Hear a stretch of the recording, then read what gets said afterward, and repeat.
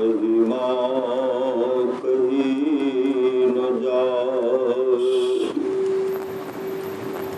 जो कुछ कहो तुम्हारी कृपा, मोते कछु न बसाए। और व्यक्त रूप में प्रातः स्मरणीय अनंत श्री बेहोश से परम पूज्य सद्गुरु महाराज के चरणों में कोटि कोटि नमन। विशिष्ट गुरुजन उपस्थित सत्संग प्रेमी महानुभावों, माताओं एवं बहनों, सभी के अंदर में बैठे हुए परमात्मा को कोटि कोटि नमन। संत महात्मा लोग कहते हैं मनुष्य जीवन की सफलता भगवत प्राप्ति में है। यह तन बार बार मिलने को नहीं है, इसलिए आगे की यात्रा के लिए अभी से भगवत भजन रूपी धन संग्रह करो। संत कबीर साहब ने कहने की कृपा की, बार बार नर दे नहीं यह वीर रे, चेत सके तो चेत कहत कर वीर रे। कबीर सोई धन संचिए जो आगे का होए, माथ चढ़ाए गांठली जातन देखा कोय। करिए नित सत्संग को बाधा सकल मिटाए। कहते हैं सत्संग नित्य कीजिए, जो भी बाधा है विपत्ति है मिट जाएगी, और यह सुअवसर यह मौका फिर हाथ आने वाला नहीं है। अमर मुनि का उपदेश है, 100 काम को छोड़कर का स्नान करना चाहिए, 1000 काम को छोड़ करके भोजन करना चाहिए, 1,00,000 काम को छोड़ करके सत्संग करना चाहिए, करोड़ों काम को छोड़ करके अपने जीवन के बागडोर को सदगुरु के हवाले करना चाहिए। भगवान श्री कृष्ण कहने कृपा के निष्पाप उद्धव जी, कोई कितना भी अश्वमेध यज्ञ कर ले, कृष्ण चंद्रायन आदि आदि व्रत कर ले, उसके द्वारा में सुलभता से प्राप्त नहीं होता। बस एक सत्संग ऐसा जरिया है जिसके द्वारा में सुलभता से प्राप्त हो जाता, उस भक्त के वश में हो जाता और उस भक्त का परम कल्याण हो जाता। परमाराध्य सदगुरु महाजन कहने कृपा की, थोड़ा सा भी सत्संग करो तो बड़ा लाभ होता है। थोड़ा सा भी सत्संग करो तो बड़ा लाभ होता है। किनको किनको लाभ, अनगिनत असंख्य है जिनको बहुत बड़ा लाभ हुआ। राजा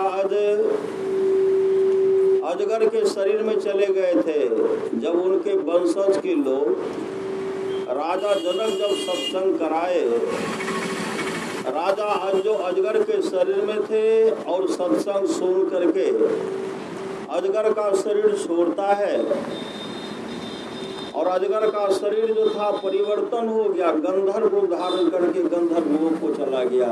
यह सत्संग का फल है। भगवान महर्षि रमन जब सत्संग करते थे,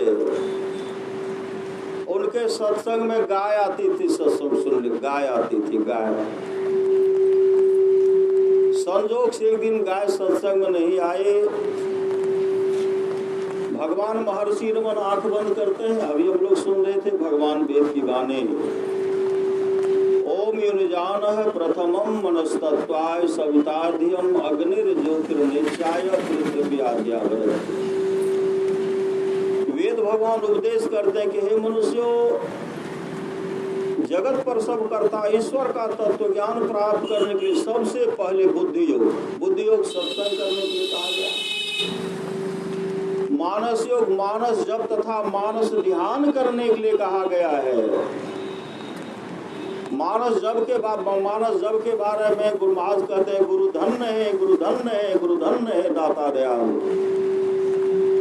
दया करे अवगुण हरे दे टाल भव जंजाल, सब मिल को जपते रहो जी बने रहो खुशहाल, हरदम रटो कबहू न हटो तो ही छेरेगा न काल। गुरु धन्य है, गुरु धन्य है, गुरु धन्य है दाता दयालु। एक दिन गाय सत्संग में नहीं आई। भगवान महर्षि रमन आंख बंद करते हैं। आंख बंद करते हैं तो पता चल गया कि गाय जो है जंगल में बीमार पड़ गया है। सत्संग समाप्ति के बाद भगवान महर्षि रमन घनघोर जंगल चले गए। जब जंगल जाते हैं तो गाय अपने गुरुदेव को देख करके रोने लगी। भगवान महर्षि रमन कहते, गौमा आज तुम सत्संग में क्यों नहीं गई थी सत्संग में? गाय रोकर कहने लगी, गुरुदेव क्या करूं, आज मेरे शरीर में काफी बुखार है, काफी कष्ट है, काफी पीड़ा है, इसलिए मैं सत्संग में नहीं जा पाई। भगवान महर्षि रमन कहते, गौमा कहो तो तुम्हारे शरीर में जो कष्ट है, पीड़ा है, बुखार है, सबको दूर कर दो। गाय रोकर कहने लगी, नहीं गुरुदेव, अभी शरीर में रहने की इच्छा लालसा नहीं है।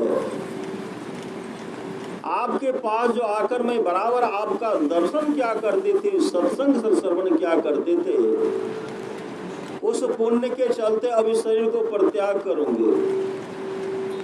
परित्याग करके दिव्य रूप धारण करूंगी। विष्णु लोक से विमान आने वाला है, उस विमान पर बैठ करके विष्णु लोक को चले जाऊंगे और भगवान विष्णु की चरणों की अधिकारनी बन जाऊंगी।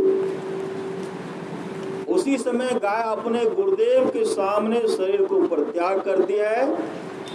परित्याग करके दिव्य रूप धारण करती है। विष्णु लोक से विमान आता है, उस विमान पर बैठ करके विष्णु लोक को चले गए और भगवान विष्णु की चरण की अधिकारनी बन गई। यह सत्संग का फल है। इसलिए परमाराज सदगुरु महाराज कहते, थोड़ा सा भी सत्संग करो बड़ा लाभ होता है। आप लोग जानते ही होंगे, बभन गामा में गुरु महाराज का पदार्पण होने वाला था, वहां सत्संग होने वाला था। सत्संग का व्यवस्था किया गया। गुरु महाराज के पदार्पण होने से पहले उस घर में एक बच्चे की मृत्यु हो गई। परिवार के सारे सदस्य रोने लगे।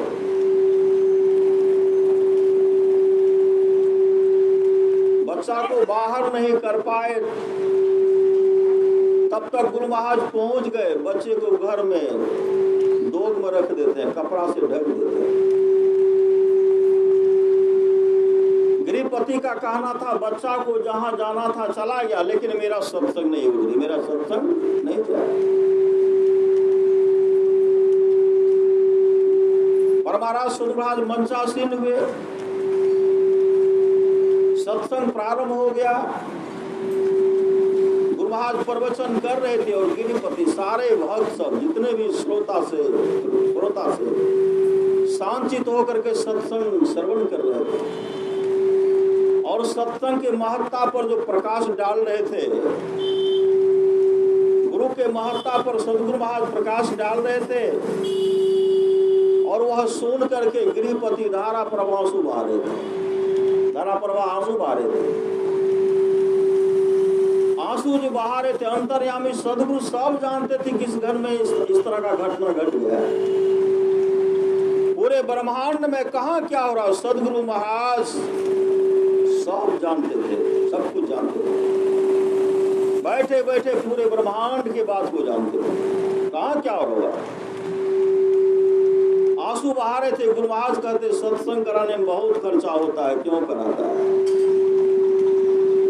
साधु महात्मा को विदाई देना पड़ता है, ये करना पड़ता है, भोज भंडारा करना पड़ता है, सत्संग का समय ले लेता है, अभी रोता है।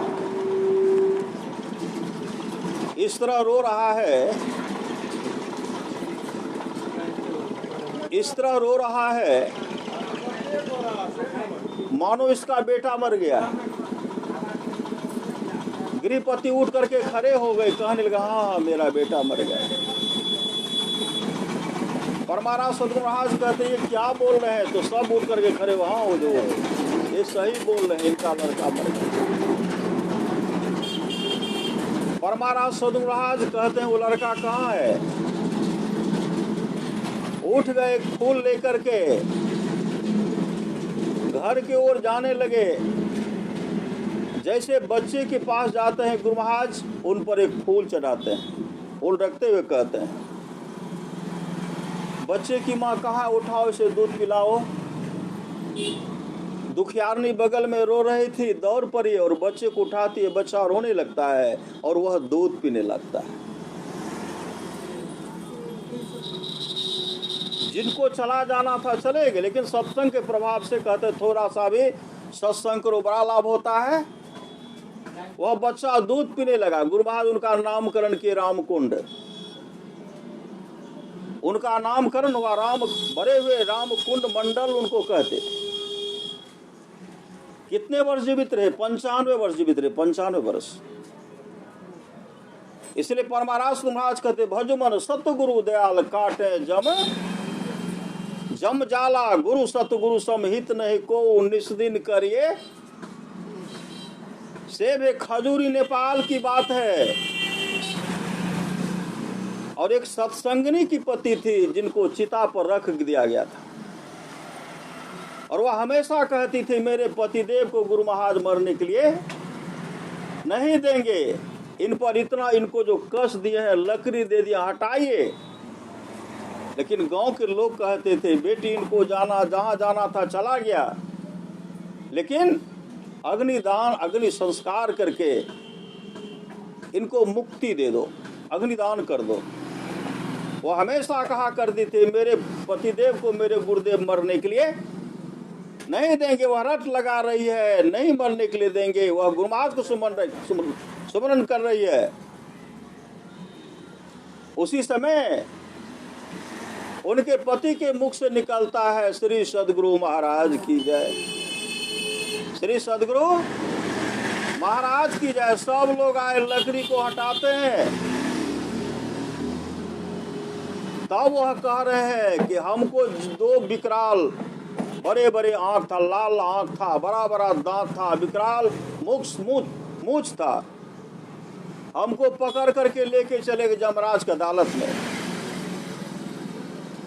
जमराज हमसे हिसाब पूछ रहे थे, मैं डर के मारे कांप रहा था। उसी समय जमराज कहता है जमदूत तो उठाओ, इसको घोर कुंभिपाक नरक में गिराओ। जमदूत तो हमको उठा लिए, उठा करके पटकने ही वाले थे। मैंने सदगुरु महाराज को पुकारा। अपने घर में जो गुरु महाराज का तस्वीर है, जो तस्वीर में टेर का लाठी हाथ में है, प्रकट हो गए और कहता है जमराज इन्हें छोड़ दो, मेरे शिष्या का पति। गुरु महाराज जमदूत पर छरी का प्रहार करते हैं, जमदूत छोड़ते हैं। हम सदगुरु महाराज के चरण लिपट गए और सदगुरु महाराज यहाँ आकर के हमको इन शरीर में प्रवेश कराए हैं। देखिए गुरु महाराज को, देखिए गुरु महाराज को, देखिए गुरु महाराज को। सर्व छन्न गुरु मन जो में ही रहे हो, निश्चय निर्वाण हो सन सब कहे हो। सदगुरु महाराज अभी बहुत रक्षा कर रहे हैं, बहुत रक्षा कर रहे हैं। गुरु सतगुरु समहित नहीं को 19 दिन करिए सेब है। तन मन आत्म रक्षक है, गुरु गुरु ही के नाम एक लेब है। मात हो तय बड़े छो करने तय, पित हो अधिक भलाई है। कुल मालिक हो तय बड़ी कृपाधार है, गुरु सम नाहि सहाय है। तन मन आत्म पद पर बारिये, गुरु हित परतर नाई है। निस्दिन चरण शरण में रहिए और न आने उपाय है। जौ गुरु कृपा तनि विचारे, मिटे कल्पना सोग है। गुरु समदाता साहिब नाही, गुरु गुरु जपिए लोग है। गुरु तजी और न चित्त बसाइए, गुरु गुरु गुरु गुरु नित्य है। जपत रहिए मैं ही कर जोरी, गुरु चरणन धरी चित्त है। गुरु की नित्य कर पूजा, जगत तीन सम नहीं दूजा। मैं ही को आन नहीं सूझा, फकत गुरु ही आधारा। परमाराज समाज की वाणी है, सत्संग मेरी श्वास है, सत्संग मेरी श्वास है। 1981 ईस्वी की बात है। एक गांव में हम लोग सत्संग कर रहे थे और सत्संग में दूर दूर से सत्संगी सब आए थे। साप्ताहिक सत्संग हम लोग करते थे। जैसे हम लोग आंगन प्रवेश किए, गुरु महाराज का सिंहासन लगा हुआ था, प्रणाम किए, स्तुति शुरू किए। जैसे स्तुति शुरू करते हैं तो जिनके यहाँ सत्संग हो रहा था वो गमेंद्र बाबू, उनको गमेंद्र यादव, गमी यादव कहते थे। उदा किशोर लक्ष्मीपुर की बात है। उसी समय वह गमी बाबू के मुख से निकलता, नाम लेते धीरे, तो हम उनको देखने लगे। जब देखने लगे तो वह कुछ बोलते नहीं है। हम बीच बीच उनको देख रहे थे। स्तुति के बाद स्तुति प्रार्थना के उसके बाद ध्यान किए, रामायण जी से पाठ, बंदो गुरुपद कंज कृपा सिंधु नर रूप हरि बंदो गुरुपद पदुम परागा। यह रामायण जी का पाठ किए, शांति संदेश से प्रवचन पढ़ करके सुनाए। और सब ब्रह्मदेव बाबू सब आए थे, हम देख रहे, उनको हम बीच बीच में देखते, बरामदे पर बैठे हुए थे। धारा प्रवाह आंसू बाहर रो रहे थे। प्रवचन के बाद आरती हुई। आरती होने के बाद हम लोग आंख बंद करते हैं, श्री सदगुरु महाराज की जय। आंख बंद, प्राय आंख बंद कर लेते, श्री सदगुरु महाराज की जय। सत्संग समाप्ति के बाद वो आए, गुरु महाराज को प्रणाम करके रोने लगे और क्या कहते हैं, जखनी स्तुति शुरू कैलो न गुरु महाराज हे रास्ता देकर टरका लाठी लेने आना ना अलो, और बीच में लाठी गाड़ि दिलक, सबके देखे रह।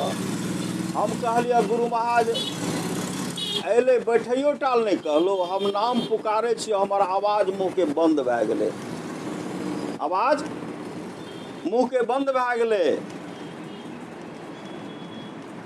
ओकर बाद भेलै कि हम जब उठ के जाके कहबै कि गुरु महाराज है, अब आवाज तो बंद भए गेलै। आ दीवार में जे बैठ सटले रह गेलिए। आरती के बाद जब श्री सदगुरु महाराज के जय कहै छियै, तब गुरु महाराज कन्हे गेलिए। इतने बड़े सामर्थ्यवान सदगुरु, ऐसे ऐसे भक्त उनको हमेशा दर्शन देते, अभी भी दर्शन देते हैं। इसलिए गुरु की नित्य कर पूजा, जगतिन सम नहीं दूजा, में ही को आन नहीं सूझा पकति। गुरु ही आधारा है, इसलिए सत्संग की बहुत बड़ी आवश्यकता है। थोड़ा सा भी सत्संग करो।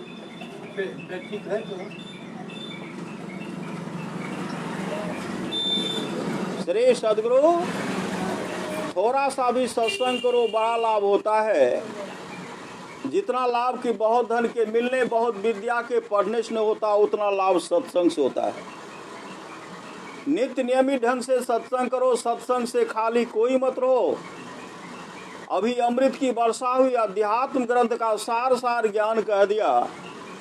जिसको याद रहा उसको अमृत मिला, जिसको याद नहीं रहा उसने अमृत को खो दिया। परमारा सुमाज की वाणी है, जो लोग बहुत दिनों से सत्संग करते आ रहे हैं, अभी कर रहे हैं, आगे भी करेंगे, वे सभी महासुख के भागी होंगे। तो थोड़ा सा भी सत्संग करो तो बड़ा लाभ होता है। आप लोग जानते होंगे, भगवान बुद्ध के समय की बात है। सेठ अनाथ पिंडक के बारे में जानते होंगे। उनको एक ही पुत्र था जिसका नाम था काल। काल बहुत लंपट था, काल बहुत लंपट था।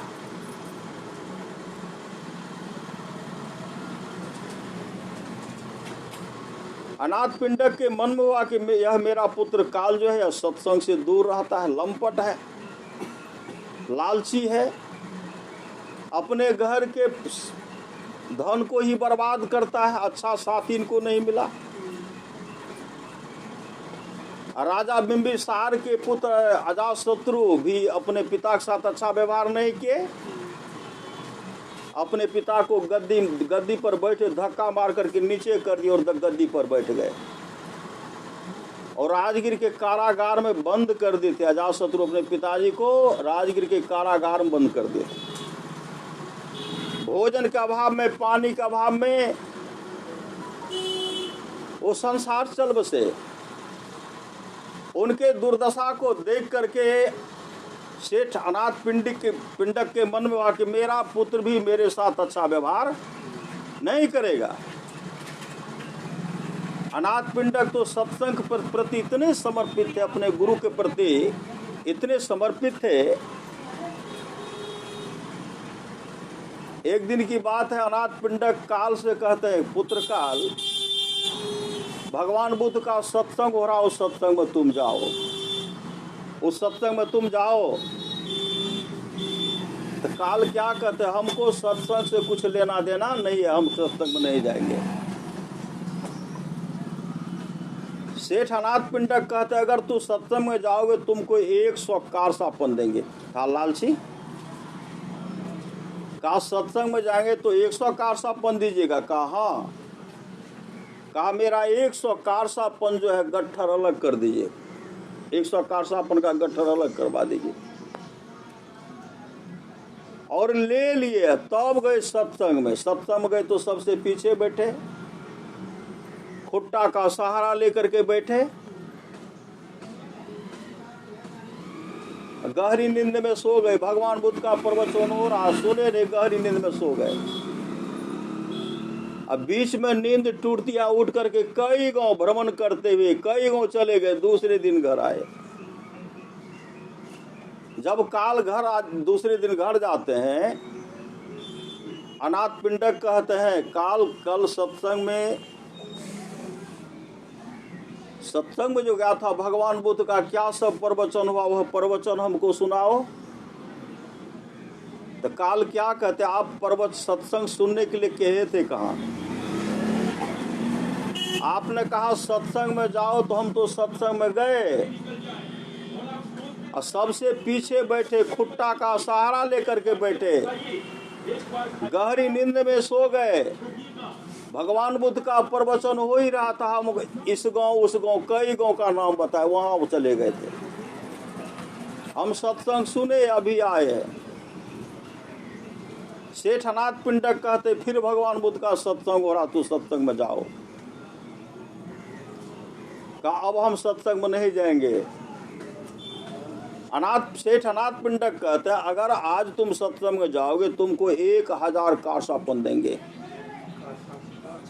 1000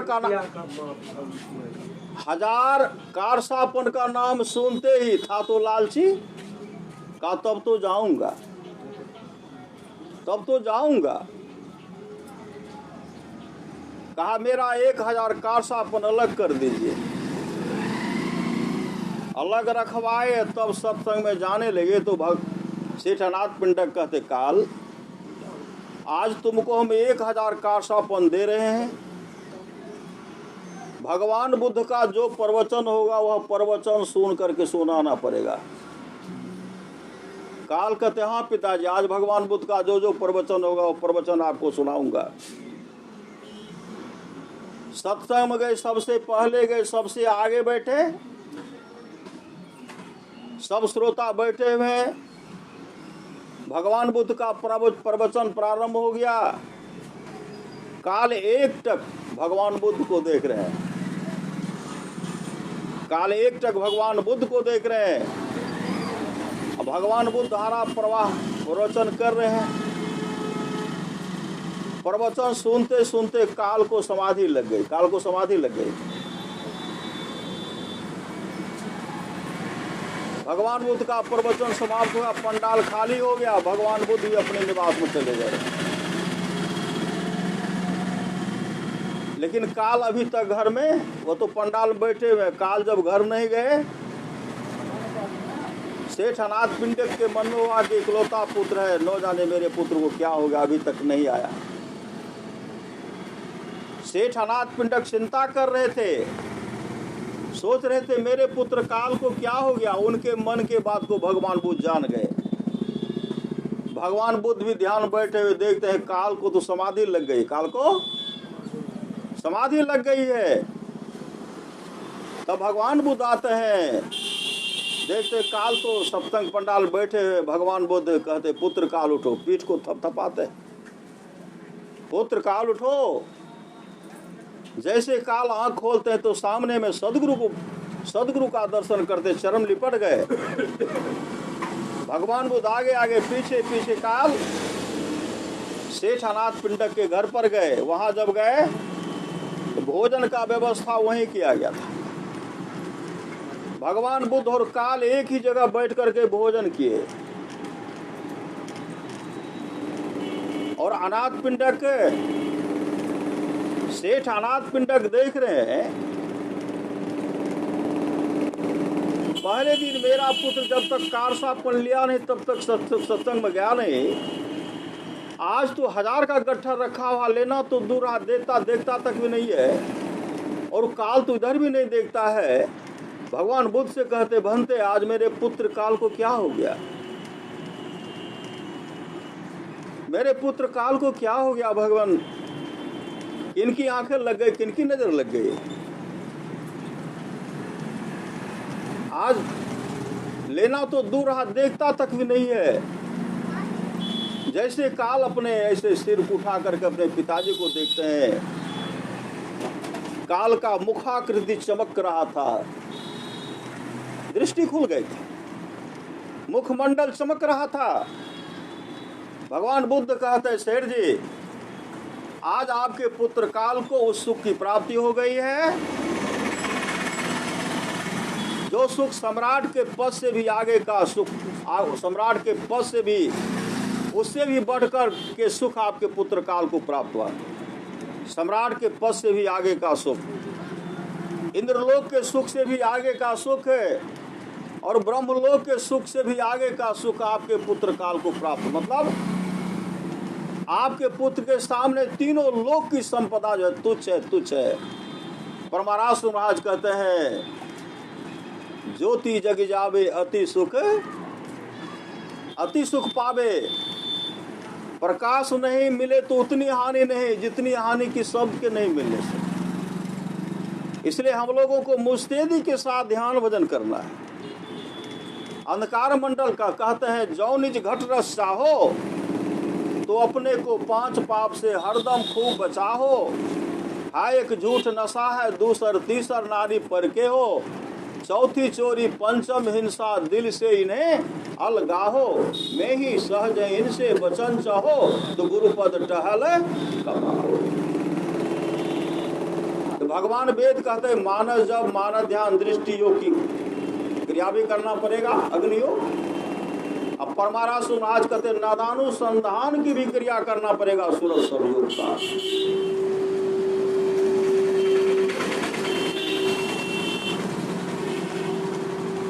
इसलिए सत्संग की बहुत बड़ी आवश्यकता है। जिसको जीवन में मिला सत्संग है उसको हर घड़ी आनंद ही आनंद है। इसलिए जीवन में सत्संग को पकड़े रहिए। सत्संग से बढ़ करके कोई सुख नहीं है। अभी सुन रहे थे राम बुलावा भेजिया दिया कबीरा, रोय जो सुख साधु संग में सो बैकुंठ न हो। जो साधु के संग में सुख है वह बैकुंठ लोक में सुख नहीं है। आप लोग जानते होंगे भगवान श्री राम जब यहाँ से जाने लगे, सुग्रीव कह रहे हम भी प्रभु आपके साथ चलेंगे, बहुत भक्त हम भी चलेंगे। और सबसे पीछे खड़े थे हनुमान जी। हनुमान जी एक टक प्रभु श्री राम को देख रहे, प्रभु श्री राम भक्त हनुमान को देख रहे। सब कह रहे हम भी चलेंगे, लेकिन हनुमान जी कुछ भी नहीं बोल रहे। तब भगवान श्री राम कहते पुत्र हनुमान सब तो मेरे संग बैकुंठ लोक चलने के लिए तत्पर है, तुम कुछ नहीं बोलते हो, तुम भी तो मेरे संग बैकुंठ लोक चलो। भक्त हनुमान कहते हैं प्रभु हमारी एक जिज्ञासा है। भगवान श्री राम कहते हैं पुत्र हनुमान आज तक मैं तुमको जो कुछ भी कहा तू सदा किया, करने के लिए सदा तत्पर रहा। आज जब तुमको हम कह रहे कि मेरे संग वैकुंठ लोक चलो, तो तुम बोले को हमारी जिज्ञासा है। वह कौन सी जिज्ञासा है पुत्र हनुमान को हो? तो हनुमान जी कहते हैं, प्रभु जिस वैकुंठ लोक में चलने के लिए आप कह रहे हैं वहां सत्संग होता है। भगवान श्री राम कहते, पुत्र हनुमान, भक्त पूजा पाठ तपस्या करके जो मेरे वैकुंठ लोक को चले जाते हैं, वह भक्त मेरे आमने सामने बैठता है। भक्त मुझे देखता, मैं भक्तों को देखता हूँ, वह वहाँ सत्संग की क्या आवश्यकता है? हनुमान जी कहते हैं, प्रभु हमें क्षमा करें, हमको सत्संग चाहिए, सत्संग। तब भगवान श्री राम कहते, पुत्र हनुमान, घोर कलिकाल तक तुम मेरा गुणगान करो, सत्संग का प्रचार करो। सत्संग क्या करो? जब कलयुग में महाप्रलय हो जाएगी, महाप्रलय हो जाने के बाद तुम मेरे वैकुंठ लोक को आ जाना। अभी भी हनुमान जी सत्संग में आते हैं। हनुमान जी कुर्सेला में सत्संग हो रहा था, उस सत्संग में हनुमान जी सत्संग सुनने के लिए आए। हनुमान जी सत्संग सुनने के लिए आए थे। इसलिए सत्संग की बड़ी आवश्यकता है।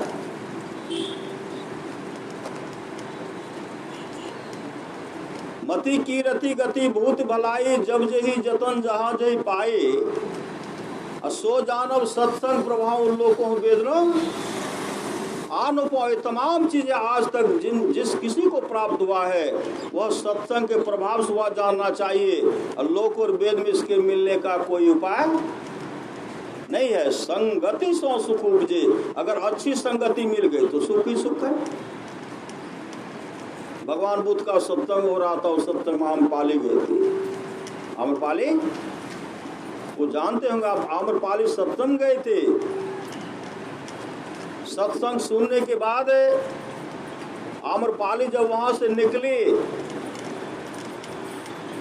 जहां अपना महल को दान कर देते, वहां नजर दौड़ाती है। और पूरे गांव में प्रकाश हो रहा था। धन धान से संपन्न नगर को देखते हैं। और आम्रपाली के मन में हुआ, मन करता है किसी के यहाँ रात में ठहर जाऊं। और मन में यह भी हो रहा कि मैंने इतना बड़ा त्याग जो किया, त्याग का सम्मान होना चाहिए। कोई त्याग का सम्मान भी नहीं करते हैं। मन में सोच रही है किसी के यहाँ रात में विश्राम करूंगी। भगवान बुद्ध उनके मन के बात को जान गए। भगवान बुद्ध प्रकाश फैलाते वहां प्रकट होते हैं। कहते हैं, आम्रपाली क्या सोच रही है? अरे संसार के लोगों को जब तुम कुछ दे रही थी, लोग ले रहे थे, तुमको चाह रहे थे, सम्मान कर रहे थे, आज तूने देना बंद कर दिया। लोग तुम्हारा सम्मान नहीं करते हैं। इसलिए आम्रपाली तुम आगे बढ़ो, आगे बढ़ो। आगे बढ़ गए, जंगल की रास्ता पकड़ ली, जंगल चले गए। बगल में नदी की धारा बह रही थी। वृक्ष के पास जाकर के बैठ गए, ध्यान करने के लिए बैठ गए। पक्षी सब चहचहा रही है, पानी की धारा कल कर कर बह रही है। पूर्णिमा का दिन था। आज क्या है? आज पूर्णिमा का दिन, रक्षाबंधन है। पूर्णिमा का दिन था। चंद्रमा 16 कलाओं से उदित थे। उसी समय आम्रपाली ध्यान बैठ गई। ध्यान बैठने के बाद जब मानस ध्यान दृष्टि योग का क्रिया करती, अंधकार मंडल का छेदन होता, प्रकाश का दर्शन वह करती। और भर रात समाधि में बैठ गए, बैठी रह गई। सुबह जब आंख खोलती है तो आम्रपाली का मुखाकृति, मुखमंडल चमक रहा था। मुखमंडल चमक रहा था। प्रकाश का दर्शन करते हुए अपने आत्म स्वरूप का दर्शन कर ली। शब्द के सहारे शब्द को प्राप्त करके मोक्ष धाम को चली गई। अमरपाली मोक्ष को प्राप्त किए। इसलिए परमाराज महाराज कहते नित्य प्रति सत्संग कर ले प्यारा तेरा कार सरे, सार कार्य को निर्णय करके धर चेतन धारा पिंड के पारा दसम द्वारे का ज्योति जग जावे अति सुख पावे। इसके लिए ध्यानाभ्यास की बहुत आवश्यकता है। जब तक ध्यान नहीं करेंगे तब तक लाभ नहीं होगा। ध्यान भजन ही न लहियो न प्रभु धन, ध्यान भजन करना पड़ेगा। धर चेतन धारा पिंड के पारा दसम द्वारे का ज्योति जग जावे अति सुख पावे। शब्द सहारे का लख बिंदु नाद तह त्रय बंदे के, सुनो सुनो में ही ब्रह्मनाद का धरो सहारा। आपन तन में ही निज तन में खोज सज्जन, बाहर न खोजना अपने ही घट में हरि है अपने में खोजना।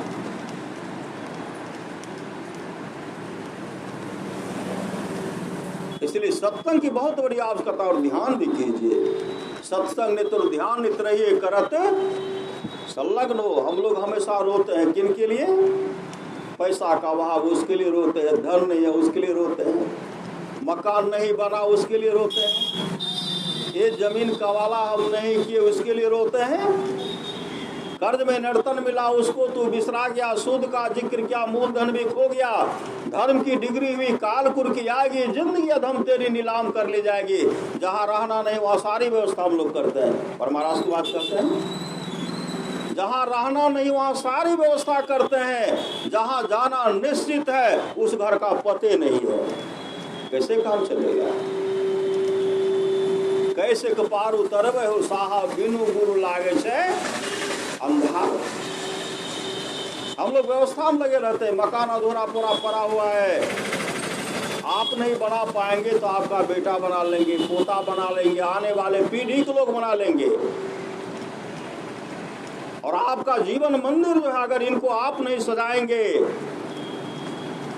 शरीर रहते हुए मोक्ष को प्राप्त नहीं करेंगे तो आपके सिवा इनको कोई बनाने वाला नहीं है, या खुद बाप को बनाना पड़ेगा। जो करने के लिए आए, जिसके लिए मानव का शरीर मिला, जिसके लिए उन्हें प्रार्थना किया, प्रतिज्ञा के प्रभु एक बार हमको मौका दीजिए, आपका भजन करेंगे। यहाँ आने के बाद तरह तरह का काम करके अमूल जीवन को बर्बाद कर रहे हैं। खाने पीने में खाए खुराक का, पहन पोषण का, जम का बचना पलता है, जम्बर जाति तोरे छाती उससे क्यों नहीं डरता। संत कबीर कहते पछतेवे रे बेमान गुरु के बिसारी। कहते अभी सत्संग की क्या आवश्यकता है, गुरु की क्या आवश्यकता है? बहुत आदमी कहते हैं पछतेवे रे बेमान गुरु के बिसारी पछतेवे। अरे जल हीरा मोती संपत्ति बहुत, सब धन ठामे रहतो ऐतो जमे दो, कामो नहीं दे तो तोरा माई बाप भाई, पुतली उलटी जे तो बेहतर देवे भाई। आगो आगो कहरिया भैया डोलिया लेने जाए, अब पाछू से जमरैया डंडा देने जाए। कहत कबीर सुनो हो साधु भाई, अवसर बीतल जाए छो करी ले उपाय। तो तन मन आत्म रक्षक है गुरु, गुरु ही के नाम एक लेवे। हम आप लोग अपने जीवन के बागडोर को सदगुरु के हवाले करेंगे, बहुत बड़ा लाभ होगा।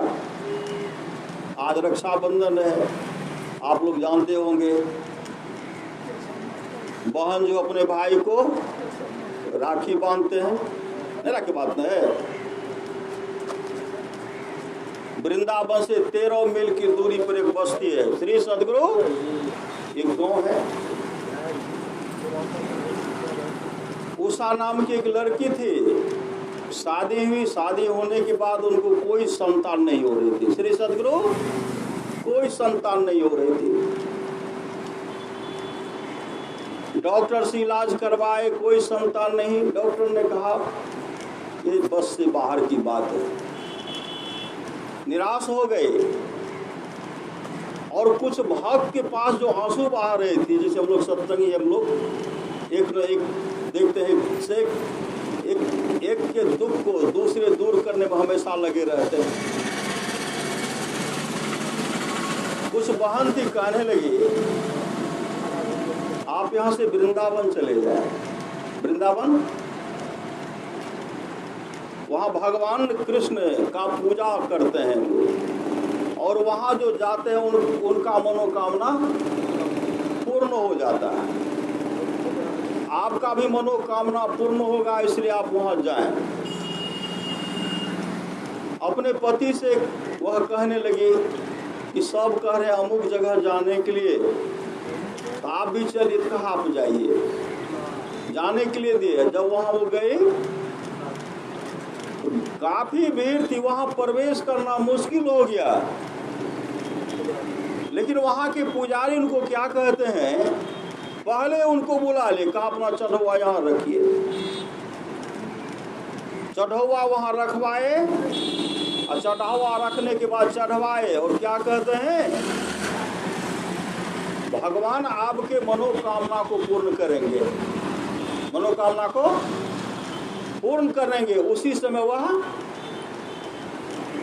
अपने गांव आए। कुछ दिन के बाद वह क्या देख रही हैं कि मेरे आंगन में एक बच्ची जो है, बच्ची गुरक रही है। पति भी स्वप्न देखते हैं, वह भी स्वप्न देख रही है। गर्भवती होगी, समय पर एक पुत्री हुई।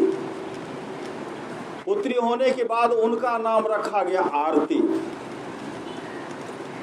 आरती जब बड़ी 4 साल की हुई, आरती कहने लगी। सब रक्षाबंधन में जाते हैं ना बांधने के लिए, बंधवाने के लिए। सब अपने भाई को राखी बांध रहे थे। आरती अपने माँ से कहने लगी, माँ ये तो सब अपने भाई को राखी बांध रहे हैं, मेरा भैया कहाँ है, मेरा भाई कहाँ है। उषा रोने लगी, कहने लगी, बेटी तेरा भैया तो वृंदावन में रहते हैं, तेरे भैया का नाम है कृष्ण। तेरा भैया वृंदावन में रहते हैं, तेरे भाई का नाम है कृष्ण। माँ मुझे ले चलो, मैं अपने भाई को राखी बांधूंगी। उनके माँ उनको लेके गई वहां, कहा यही तेरे भाई है। भगवान कृष्ण का मंदिर जो था, भगवान कृष्ण का मूर्ति जो था, संगमरमर का था, उसी में राखी बंधवाते हैं। कहा मेरा भैया ये, कहा हाँ। वह प्रत्येक वर्ष 4 वर्ष की अवस्था से प्रत्येक वर्ष तक वह माँ के साथ रक्षाबंधन में राखी बांधने के लिए वृंदावन पहुंचते थे। जब शादी हुई, शादी होने के बाद वह ससुराल चली गई।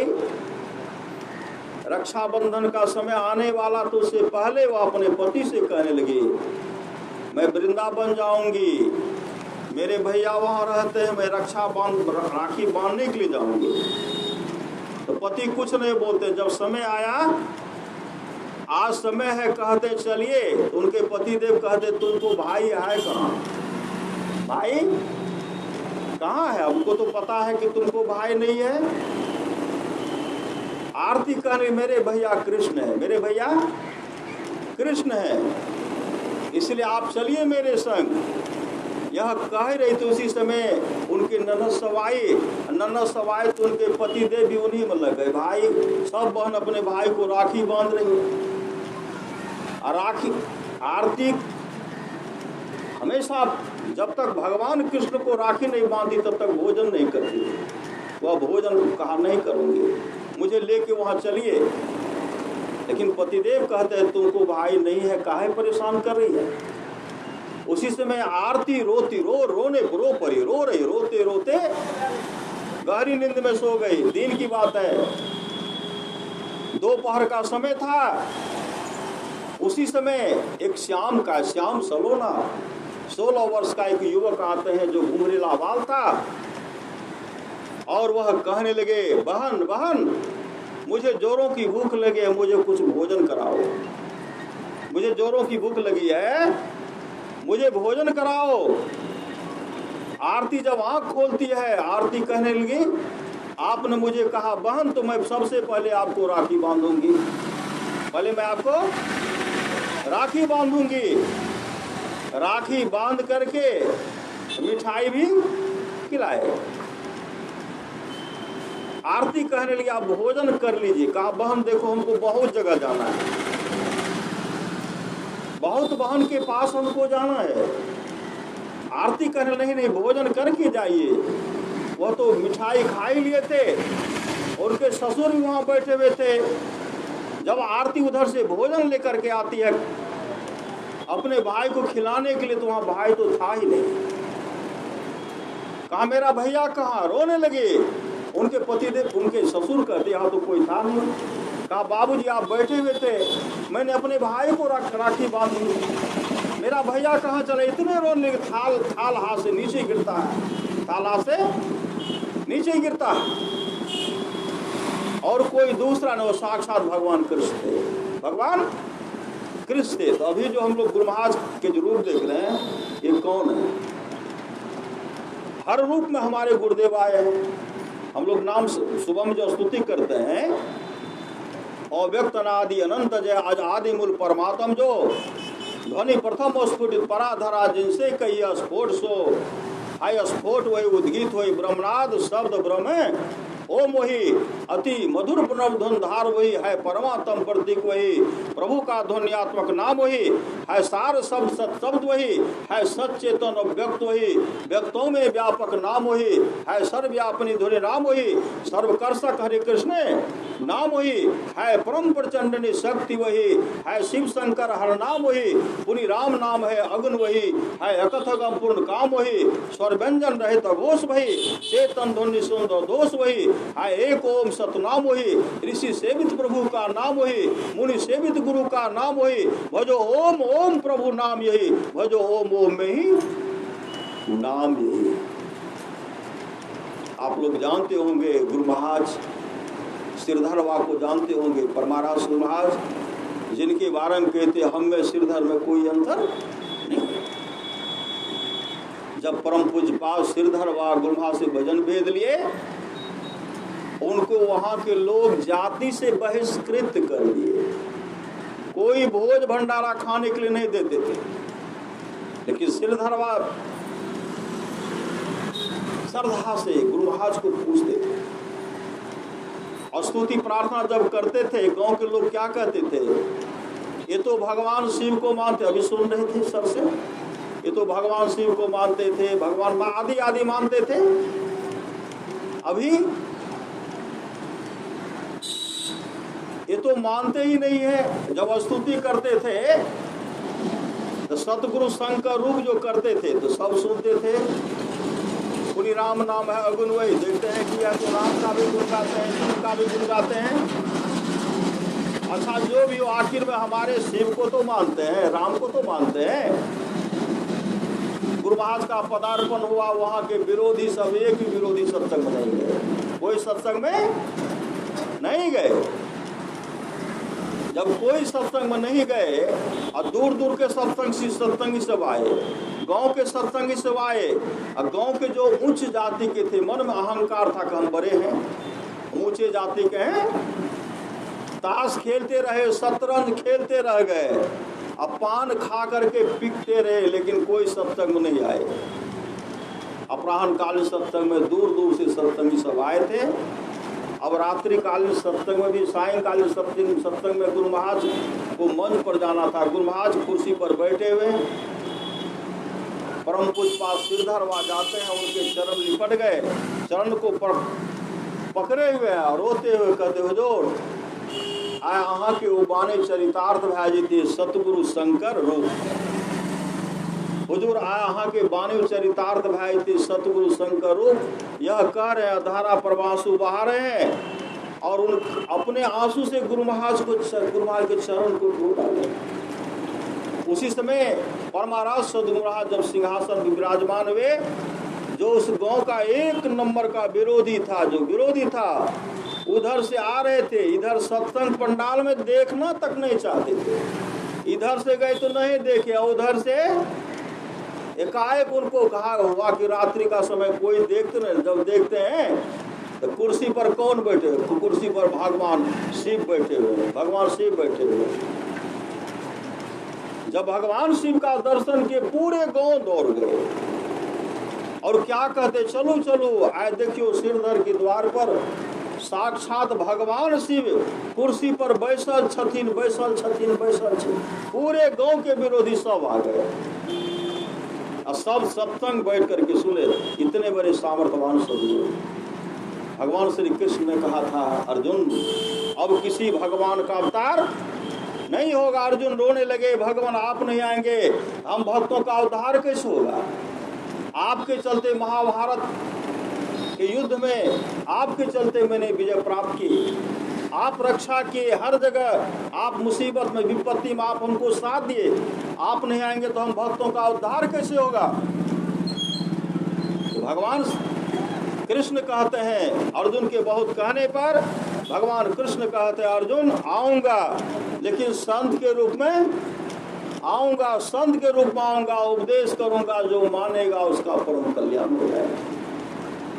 इसलिए सर्वक्षण गुरु मन जो में ही रहे हो, निश्चय निर्वाण होए संत सब कहे हो। सुन रहे थे साचा सतगुरु जी मिले, सब सास हमारे, दादू नाव चढ़ाई करी ले पार उतारे। भगवान श्री राम कहते करण धार सदगुरु नावा दुर्लभ सास सुलभ करी पावा। पुनः भगवान श्री राम कहते हैं भगति सुतंत्र सकल सुख खानी, बिनु सत्संग न पावे पार प्राणी। गुरु हरि चरण में प्रीत हो युग काल क्या करे, कछवी की दृष्टि हो जंजाल क्या करे। पुनः सदगुरु महाराज कहते हैं ऐन महल पट बंद के चलो सुखमन घाटी हो, दृष्टि डोर अस्थिर रहे तम बिचही में फाटी हो। फूले रास मान की टूटे भ्रमे टाटी हो, ज्योति मंडल धस धाई के निर्खत बैराटी हो। धुरधुन गही लही परम पद बंधन लेहू काटी हो, संतन के यह राज रही भेक भरम से पाटी हो। में ही देवी साहब दया दिन्ही भ्रमे काटी हो, ज्योति जग जावे अति सुख पावे शब्द सहारे का। संत कबीर साहब कहते कोठा के ऊपर कोठरी हो साहब, झलके अधर आकाश हो, वही ऊपर निअक्षर हो साहब, वही गए उतर पार हो। सुखमन घाट के सांकर बटिया हम धनी अलग बयस हो। चंद्र बदन मुरांगिया पसिज गेले, नैना से ढहरी परे नोर हो। पी लहू आहो हंसा उर्ध मुख धार हो, जैसे सामर गाय के दूध हो। जे सखी पीवे सोई सखी जाने, दूसरो जाने नहीं कोई हो। साहब कबीर मुख मंगल गावल, शब्द परे को टके सार हो। अवरी के गौना बहुर न फिर न मनुष्य अवतार हो। परमारास महाराज की वाणी है, जहाँ 7 सत्संगी हो, एक सत्संग मंदिर होना चाहिए और उसमें नित्य नियमित ढंग से स्तुति प्रार्थना होना चाहिए, सत्संग होना चाहिए। यहाँ तो सुन ही रहे थे, सत्संग मंदिर भी बन गया है और उसमें आप लोगों को मदद करना है। खोल करके यह मिलेगा, यही मिलेगा। आप जो गुरु के लिए सत्संग के लिए खर्चा करेंगे वो आपको मिलेगा। भिखारी को जो भोजन देंगे वह मिलेगा, वो आपको मिलेगा। इसलिए जो सत्संग मंदिर का सेवा करता वह मेरा सेवा करता है। सुबह शाम सत्संग होता उसमें जाइए, साप्ताहिक सत्संग होता उसमें जाइए। जब उसमें गए तो गुरु महाराज का आप सेवा किए। घर में रहकर भी परिवार के साथ रह करके भक्ति कीजिए। परमारास महाराज की वाणी है, जो परिवार के साथ रह करके भक्ति करता हुआ सोलहनी मर्द है। सास ससुर का सेवा कीजिए, पति का सेवा कीजिए, माता पिता का सेवा कीजिए। भगवान श्री राम की वाणी है, जो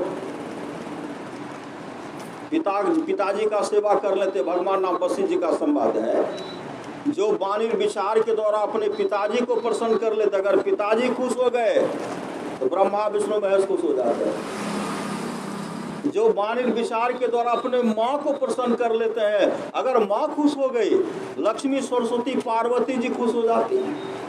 जो भाई में प्रेम से रहते तमाम देवता खुश हो जाते हैं। जो गोतनी में प्रेम से रहते तमाम देवियां खुश हो जाती हैं। जो गुरु को प्रसन्न कर लेते हैं, विश्व ब्रह्मांड में जितने ऋषि मुनि हैं सब खुश हो जाते हैं। प्रथम देव गुरु देव जगत में और न दूजो देवा, गुरु पूजे सब देवन पूजे, गुरु सेवा सब सेवा। इसलिए सत्संग की बहुत बड़ी आवश्यकता है। सत्संग कीजिए, तमाम सुख मिलेगा, तमाम सुख। सत्संग से बढ़ करके और कोई सुख और कुछ कहा जाए नहीं हो सकता। इसलिए करिए नित्य सत्संग को, गाधा बाधा सकल मिटाए, यह अवसर फिर ना मिले दुर्लभ नर्तन पाए। बोलिए प्रेम से श्री सदगुरु महाराज की जय। गिरिपति के द्वारा यह सत्संग का आयोजन किया गया। परमाराज सदगुरु महाराज उनके मन की बात को सब जानते हैं। परमाराज सदगुरु महाराज से प्रार्थना करते उनके मनोकामना को आप पूरा करेंगे। बोलिए प्रेम से श्री सदगुरु महाराज की जय।